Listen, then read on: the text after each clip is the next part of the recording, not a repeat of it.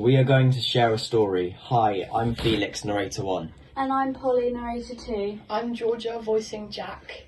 I'm Johnsy, voicing the sheep. There once was a shepherd, let's call him Jack, who had 100 sheep. This is Jack. Say hello, Jack. Hello. He cared for them all day and all night, and it would be fair to say that living with all these sheep left a rather sheepy smell in the air. Every morning, Jack would welcome the sheep out into the field. Good morning, Dolly. Hey there, Sean. Primrose, you're looking rather lovely this morning. Come on there, then, Sally. Terence, stop eating that. Now then, Kevin. Where's Kevin got this morning? Ah, there you are, hiding in the back of the barn. Come on, out you go. And every day began with a hunt for Kevin, who could squeeze himself into the smallest of spaces in the hope that Jack would leave him to sleep in late. Then came time for Jack's lunch. Just before he could sit down and eat, Jack would do a quick head count. 1, Timmy. 2, Fluffy. 3, Crystal. 98, Thor. 99, Flash. 100, Kevin. Where's Kevin gone now? So every day, before he could enjoy his lunch, Jack would have to search the field to look for Kevin, and every day Jack would eventually find Kevin tucking into his sandwiches.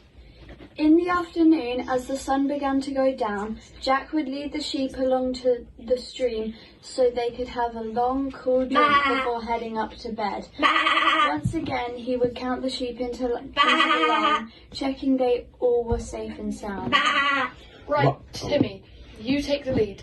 2, Fluffy, you follow on. 3, Crystal. 58, Jemima. 98, Thor. 99, Flash. 100, Kevin. Where's Kevin gone now? Now most days Jack would find Kevin after a few minutes checking the field. After all, he knew all Kevin's favourite places to go. He would usually head down in a patch of clover munching away, but not today. Today was different. Jack scouted the field, checking all Kevin's favourite clover spots, but there was no sign of him. He checked along the line of sheep in case he was among his friends, but he wasn't there either. Jack hurried across the field and into the next one, searching high and low. He followed the footpath down the gate at the bottom, still no sign of Kevin. Jack hopped over the gate out to the country lane that ran beside the field. Kevin, are you there? Jack followed the lane down towards the rocky caves at the bottom. Kevin, can you hear me? Jack peered into the dark cave. Suddenly, quietly, Jack heard the faintest bleating coming from further within. Following the sound, Jack hurried through the cave, being careful not to bump into anything in the dark. Eventually, he spotted the glistening eyes of his rather frightened little lost sheep. Kevin, I have found you. The first person to tell this story wasn't us, but Jesus, who wanted to tell the people about a shepherd who loved his sheep so much that he would do whatever it took to find the one who went away. I wonder who the sheep in Jesus' story could be. The sheep in the story are actually referring to you and me.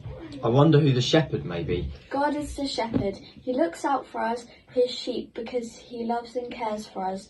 We are God's flock. I wonder how the little sheep got lost. He walked away from the shepherd and got lost.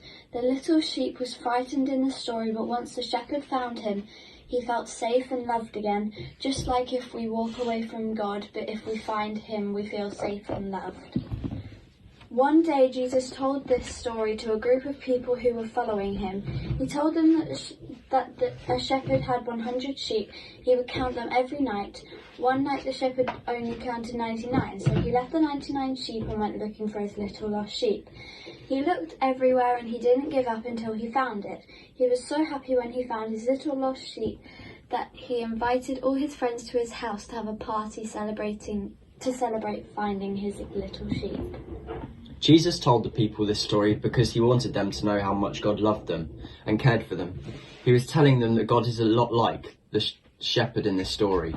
God keeps calling you until you find your way to him. When you ask God to forgive you for the bad things you do and ask him into your heart, he is so happy.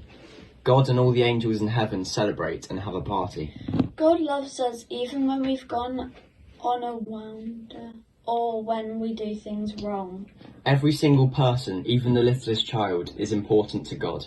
He does not want even one single person to be lost. It's been fun telling the story like this. Hear how the story sounds in the Bible.